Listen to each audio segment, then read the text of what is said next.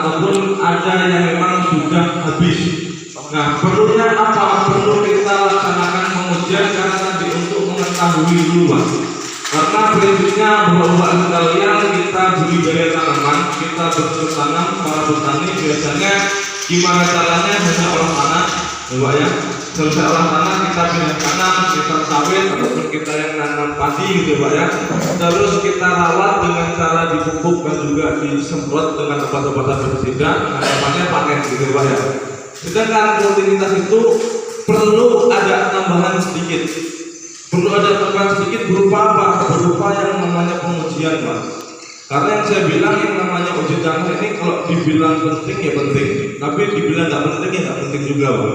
Karena apa? Nggak tahunya tadi kita sudah berhamburan mengeluarkan biaya untuk pupuk, berhamburan untuk kita merawat tanaman berupa pestisida dan juga insek. Nah, tapi memang nggak tahunya pas nanti di lahan kita ada pengaruh yang nggak nyata. Semisal contohnya kayak di tanaman sawit kita, Pak. Karena di sini mayoritas sawit, mungkin pelepah kita rata-rata ini posisinya sekarang banyak yang kuning ya, Pak ya. Benar itu, Pak. Artinya apa? Nggak tahunya ada yang kurang pas. Ada yang kurang pas, salah satunya terhadap yang namanya pemupukan. Nah, karena apa? Nggak tahunya rata-rata rutinitas kita pupuk itu sesuai dengan yang ada di kios. Misal adanya gemuknya urea, kita kasihkan urea, gitu, Pak. Sedangkan nanti ada beberapa hal yang pasti memiliki perbedaan, Pak. Bukan dia satu persatu harus sawit harus gemuk urea, sawit gemuk urea juga enggak, Pak. Harus kita pilah-pilah nanti. Nah, terutama nanti yang saya ujikan pertama kali, boleh Pak sebenarnya agak maju nggak apa-apa, Pak, karena yang jauh-jauh nanti nggak kelihatan gitu, Pak. Nah, kalau bisa dilihat ini ada 4 contoh warna, Pak. Ya, Pak ya, 1, 2, 3, 4. Dari yang paling atas warnanya kuning. Kuning nanti ini dia kalau kita sebut yang namanya rendah. Tapi nanti kalau sudah berupa warnanya hijau sampai pekatan hijau ini yang tinggi sampai sangat tinggi untuk ukuran nitrogen di dalam tanah kita. Nah, nitrogen sebelumnya ini dapatnya dari mana? Nitrogen ini dapatnya dari pupuk urea, Pak. Gemuk urea itu kandungannya nitrogen sama dengan 46%. Coba kita cek yang di lahan sawit dulu, Pak. Yang di lahan sawit masuknya kira-kira yang nomor berapa, Pak? Masih yang paling atas ya, Pak ya. Sebenarnya paling atas itu dia warnanya kuning terang, tapi nggak tahu ini agak sedikit gelap. Gelapnya kalau hijau dia tinggi, tapi ini gelapnya masih kecoklatan juga. Artinya rata-rata untuk kita pun rendah. Yang di lahan alpukat kurang lebihnya sama ya, Pak. Kurang lebihnya tetap rendah. Terus yang di lahan duren juga kurang lebihnya sama, kuning. Artinya apa? Nggak tahunya dari hasil pengujian rata-rata nitrogen kita biasa dapat pupuknya dari nitrogen di urea itu masih rendah secara pengukuran.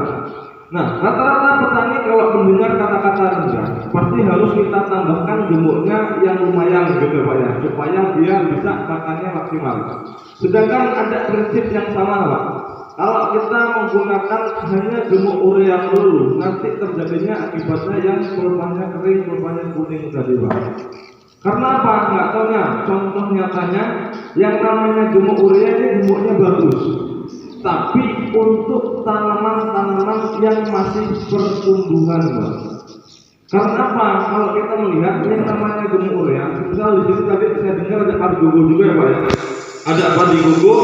Kalau daun padi kita semula hari ini kuning, kita kasihkan gemuk urea 2 hari 3 hari berikutnya apa yang terjadi, Pak? Pasti langsung hijau. Reaksinya dia cepat gitu ya, Pak ya.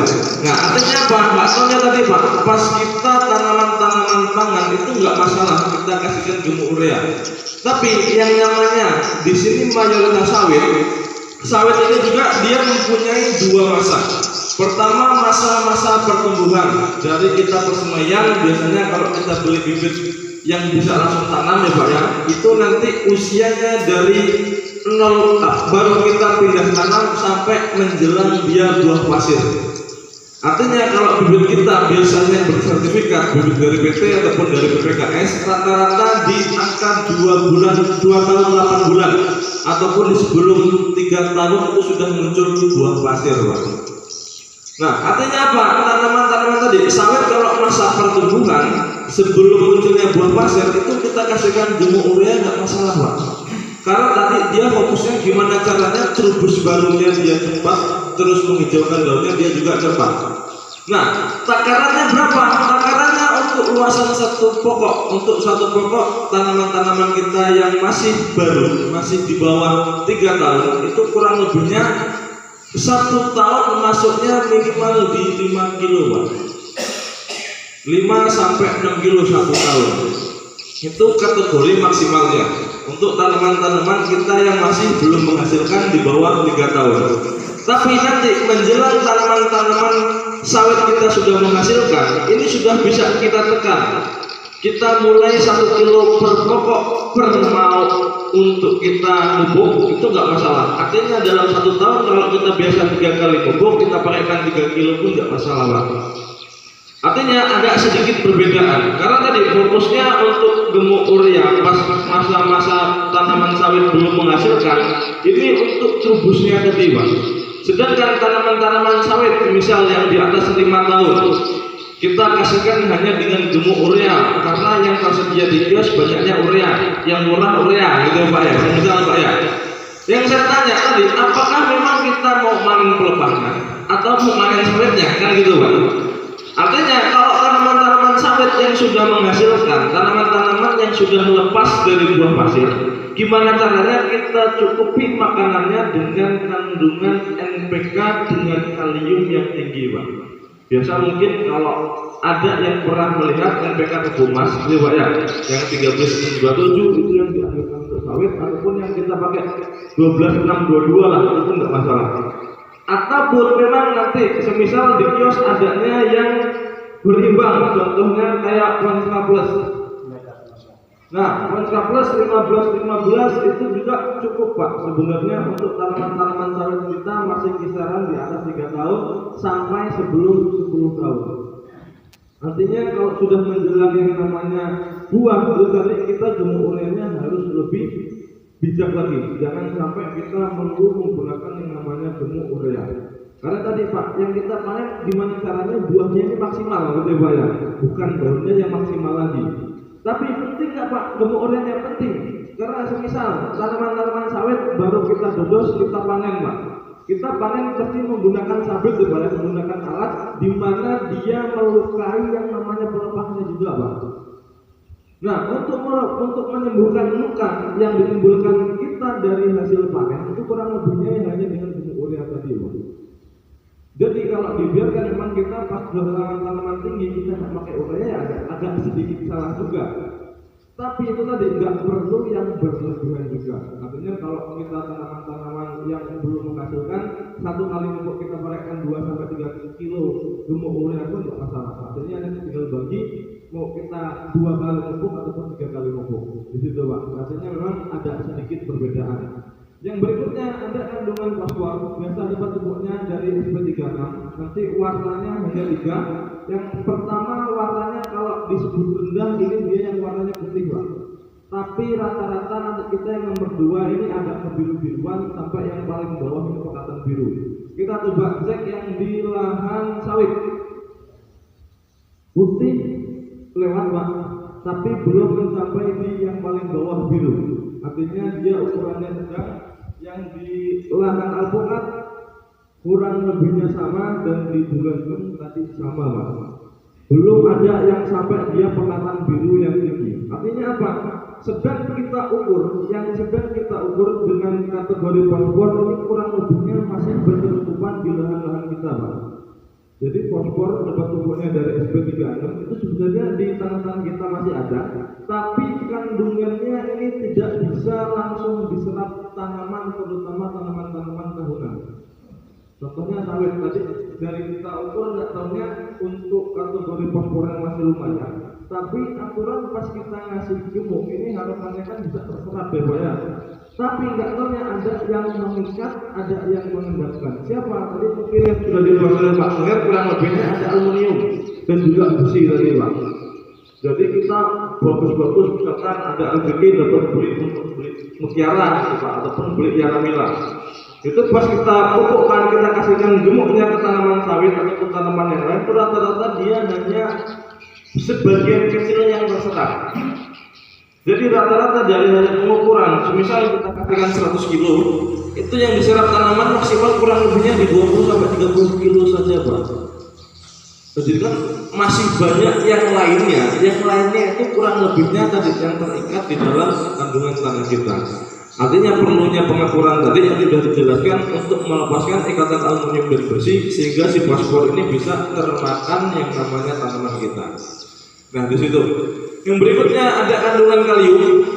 Kalium dapat pupuknya dari KCl. Ini kita sebut yang pertama. Kalau namanya dia rendah, ini yang pekatan kuning. Tapi nanti kurang lebihnya pasti sudah kuning yang pudar, kuningnya terang, sampai yang warnanya kuningnya mendekati putih. Kita coba cek yang di lahan alpukat. Ya Pak ya, kurang lebihnya kalau bisa dicek yang nomor 3, kedua ketiga ini, kurang lebihnya kuningnya yang sudah terang menuju putih. Yang di lahan sawit juga kurang lebihnya sama, dan yang di lahan duren tadi kurang lebihnya juga sama. Artinya apa? Nggak tahunya untuk kandungan fosfor dan juga kalium di tanah-tanah kita masih lumayan.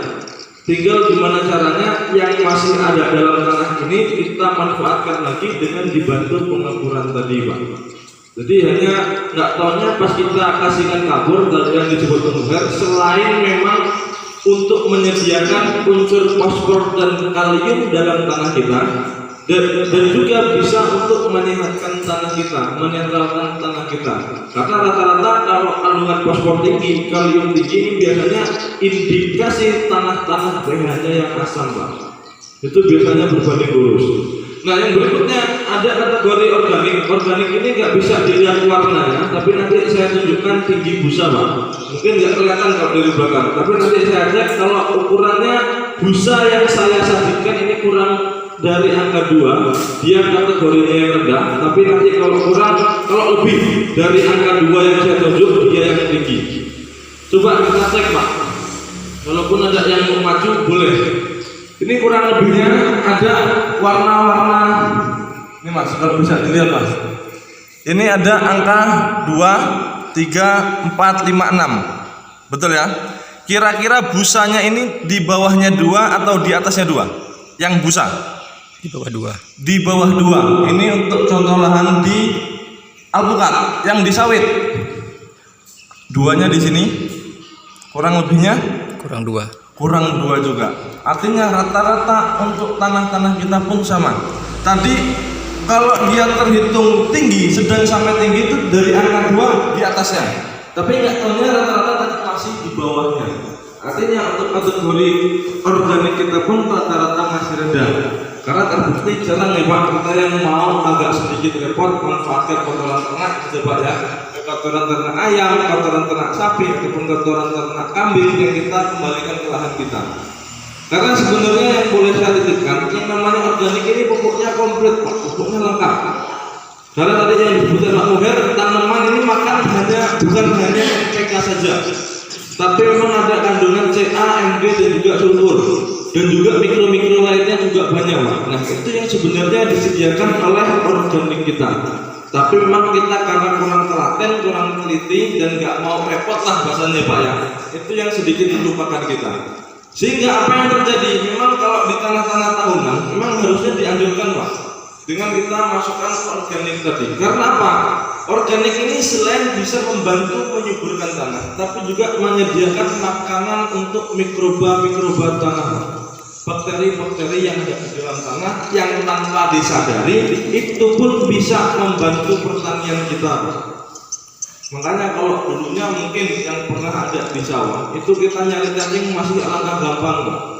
Tapi sekarang kita mau nyari cacing yang mancing ini kayaknya sulit Pak. Karena nggak pernah di lahan pertanian kita sudah dikasihkan gemuk urea, gemuk kimia lah, yang berlebihan, dan memang itu dia bisa meracuni juga cacing kita, mikroba tanah kita. Artinya yang akan datang bolehlah kita setidaknya agak sedikit teliti lagi, agak sedikit repot lagi untuk mengembalikan organik kita. Semisal nanti dapat kotoran ternak dari kandang, memang kalau kita yang di sawit relatif aman, Pak. Kita kasihkan masuk ke lahan kita, tinggal dibantu nanti penyemprotan E4 tadi. Itu sekalipun jalan nggak masalah kalau kita bicaranya di tanaman tahunan, contohnya sawit.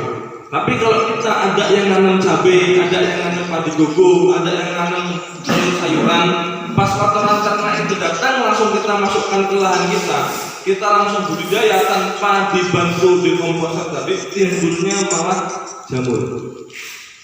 jamur nanti juga tanamannya dia malah leles, kekuningan. Itu karena efek dari proses busuknya bahan organik tadi menjadi organik.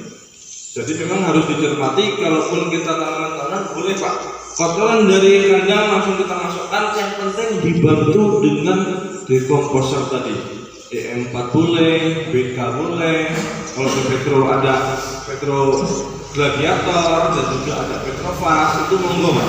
Artinya tetap kita bantu dengan cara dekomposernya tadi biar bisa terurai. Yang terakhir ada yang namanya kandungan pH. pH ini tadi mungkin sedikit disinggung. pH ini tingkat keasaman atau kebasaan suhu tanah, tapi bahasa enaknya tanah ini normal atau enggak, tanah ini netral atau enggak, tanah ini sehat atau enggak. Ukurannya kalau dia normal yang mana?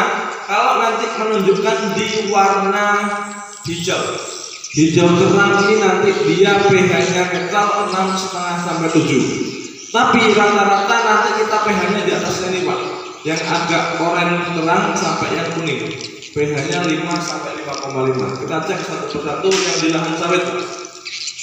Yang paling atas merah lewat, yang nomor 2 oranye pekat juga lewat, kurang lebihnya nomor 3. pH-nya agak asam, pH 5 sampai 5,5. Yang di alpukat kurang lebihnya juga sama, pH-nya agak asam di 5 sampai 5,5. Yang di duren kurang lebihnya juga sama Pak. Jadi tadi kalau dari hasil pengukuran jarang dia yang warnanya hijau, jarang dia yang warnanya memang mendekati sehatnya tanah kita. Artinya apa? Nggak taunya tanah-tanah kita asam. Tanah-tanah kita asam ini kalau kita kondisikan tanahnya juga yang kurang fit Pak. Tanahnya yang kurang sehat. Makanya sama halnya dengan kita tadi Pak ya. Kalau saya cek suhu sekarang normalnya kita ini di 36,5 36,8. Tapi kalau saya cek suhu sekarang nggak tahunya 38 sampai 39, ini kondisi badan kita pasti demam Pak. Kalau zaman beberapa pekan yang lalu kita masih sebut itu COVID gitu Pak ya. Nah artinya apa? Kondisi kita demam, kondisi kita nggak enak badan, ini kita makan seenaknya apapun, mau kita belikan sate, belikan tongseng, ini kayaknya nggak bakal makan maksimal Pak. Kita makan sih makan, tapi dia pasti lidahnya pahit gitu Pak ya. Nah artinya sama halnya dengan tanah tadi. Kalau tanah ini memang normalnya dia di 7, harus kita kondisikan gimana caranya mendekati di angka 7. Nah untuk cara aplikasinya, untuk cara meningkatkan pH menyuburkan tanah ini hanya dengan kita kasihkan kapur lagi. Jadi dari ada kedua keuntungan, kapur ini selain menyediakan fosfor dan juga kalium, sehingga juga si tanah juga bisa mendekati sehat. Mungkin itu Pak yang bisa saya sampaikan, kurang lebihnya saya mohon maaf. Kalau ada yang mau ditanyakan silahkan, saya akhiri dulu. Wabillahi taufiq wal hidayah. Assalamualaikum warahmatullahi wabarakatuh.